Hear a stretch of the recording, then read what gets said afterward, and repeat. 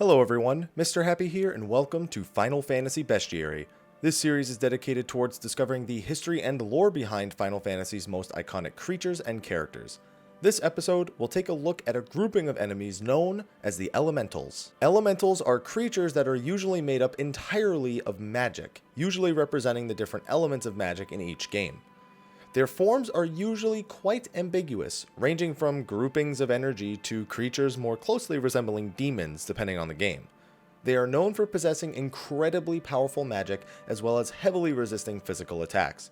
Usually the best way to counter them is with some form of silence or by quickly pounding them with an element they are weak to, such as hitting a fire elemental with a powerful water spell. In some games, while enemies are not known as elementals, they may very well be affiliated to the idea of elementals. For example, the flans usually have an element for each kind of flan, very similar to the way we described the elementals earlier. One of the best examples of this is any game that possesses a four fiends type theme, as each of them are often directly affiliated with an element. As for their real-life implications, elementals are often seen now in modern fantasy and sci-fi shows and movies, representing a being of immense wisdom and old age. While formless most of the time, they are often shown as able to replicate human form when communicating with people.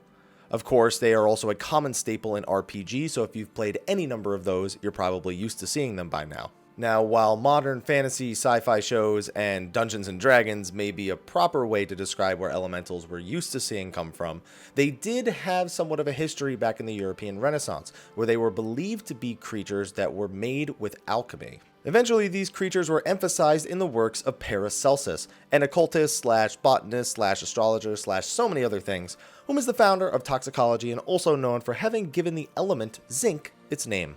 As for the elementals' appearances in the Final Fantasy franchise, they have become far more popular in more recent games than they were in the older ones. That being said, they did first appear in Final Fantasy I, where four elementals exist in the forms of Earth, Wind, Fire, and Water, with the Dawn of Souls version also having Dark and Death elementals. These forms are the ones that look like demons like we mentioned earlier, surrounded in energy that is the same color of their respective elements. They would appear again in Final Fantasy III, though in this game only the Sea Elemental would appear as like a small vortex looking creature. This was pretty much the treatment the elementals received for the most part in the early games until more recently, with their only other appearance after Final Fantasy III, before Final Fantasy X, being in the advanced version of 5.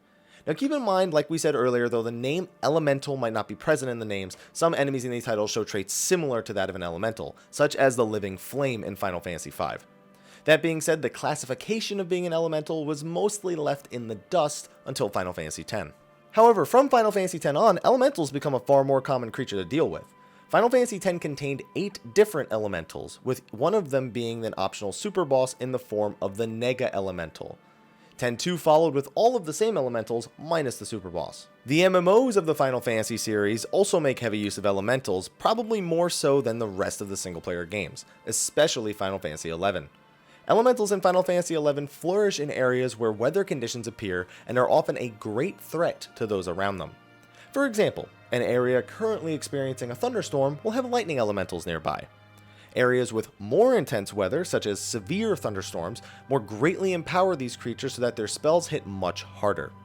Final Fantasy XI has an elemental for each of the 8 major elements in the game: fire, water, earth, wind, thunder, ice, light, and dark, with several bosses also being present in the form of elementals. As for the other MMO, Final Fantasy XIV, it basically borrowed some of the elementals of Final Fantasy XI while also making some of its own.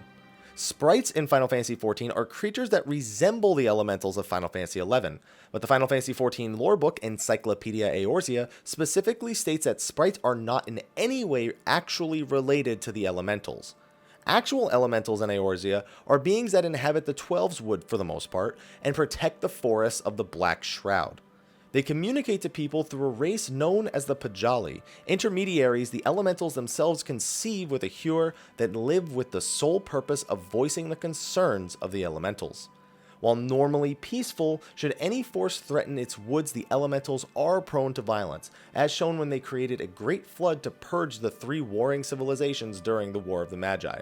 And we're going to end on a Final Fantasy that's earlier than Final Fantasy XIV, Final Fantasy XII, where elementals are some of the most powerful creatures in all of Ivalice. Similar to Final Fantasy XI, they only spawn when the weather is intense, and are usually many levels higher than anything else in the area. While peaceful at first, they will immediately attack anything in the area that is using magic and attempt to kill it, a trait that they also share with the Final Fantasy XI counterparts. It's recommended players avoid these enemies completely until way later in the game, as both elementals and their more powerful version, Entites, are likely to cause a quick game over early on. Now, elementals have appeared in various forms in other Square Enix titles, and again, I'm sure if we dig through the old Final Fantasies, even the main numbered ones, we'll find enemies not labeled as elementals that clearly share traits with them. That being said, we'd be here all day if we did that, so just keep an eye out for them on your travels. Their spells sting. Trust me. And that's going to be a wrap for this episode of Final Fantasy Bestiary. Be sure to like, favorite, subscribe, and share, and stay tuned for more videos on my channel. But anyway, until next time everyone, have a good one, and until then, take care.